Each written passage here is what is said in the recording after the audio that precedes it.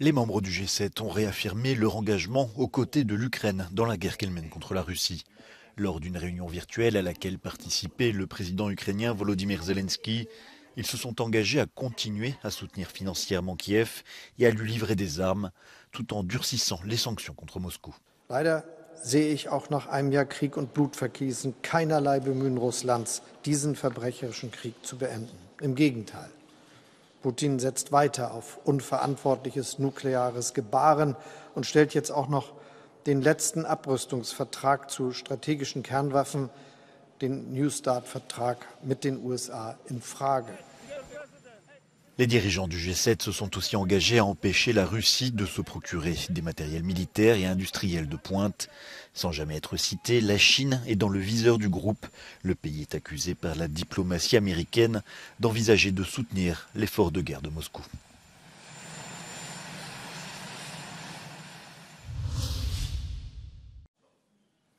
Volodymyr Zelensky s'est déclaré ouvert à des discussions avec la Chine sur une éventuelle solution à la guerre. Le président ukrainien reste cependant ferme sur sa demande de retrait de la Russie de l'ensemble du territoire ukrainien. Перш за все, я планую зустрітись з Сі Цзіньпіном. І вважаю, що це буде на користь нашим державам і безпеці у світі.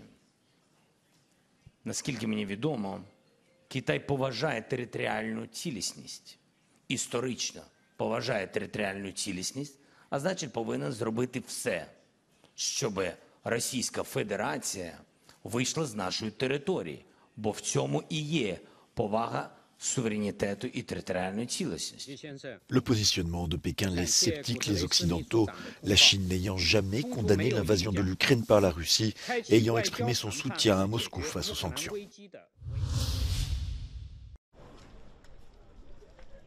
Un peu partout en Europe, le premier anniversaire de la guerre a été marqué par des cérémonies particulières.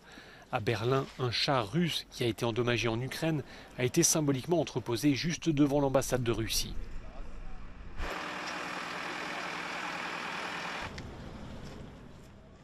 I want to show the people of Germany how brutal and disgraceful the war is, without showing some kind of shocking pictures or dead bodies, because that doesn't convey anything. People will just look the other way. But this tank, people think tanks are invincible, and seeing it blown up shows you it's not invincible, and war is never a good idea, so don't start it. Dans le pays voisin de la Russie, la Géorgie, un temps de recueillement était organisé.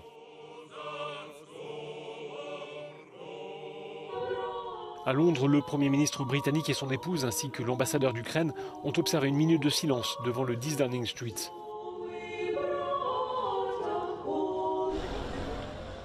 Le Portugal a également montré sa solidarité avec l'Ukraine. Le Parlement à Lisbonne a ainsi été illuminé aux couleurs ukrainiennes. Une minute de silence a également été observée.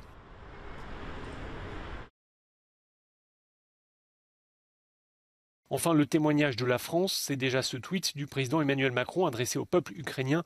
La France se tient à vos côtés. À Paris, la tour Eiffel a été éclairée aux couleurs ukrainiennes.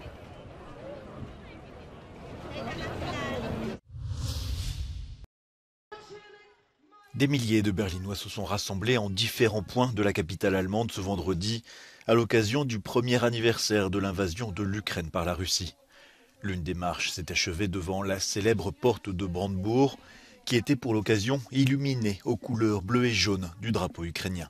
Un peu plus tôt, c'est un char russe qui avait été remorqué jusqu'au centre de Berlin par des activistes. Un tank détruit en mars 2022 lors des combats dans la ville de Boutcha, devenu ce vendredi le symbole de la barbarie du conflit ukrainien. Les Nigérians ont commencé à voter ce samedi pour élire leur prochain président. À 80 ans et après 2 mandats, le président Muhammadu Buhari se retire comme le veut la Constitution. Sur les 18 candidats en lice, 3 sont donnés favoris, dont le candidat de l'APC, le parti au pouvoir. La gestion du chef de l'État sortant a été marquée par une explosion de l'insécurité et de la pauvreté dans ce pays de 216 millions d'habitants, le plus peuplé d'Afrique, où 60% de la population a moins de 25 ans. Les résultats doivent être annoncés dans les 14 jours suivant le scrutin.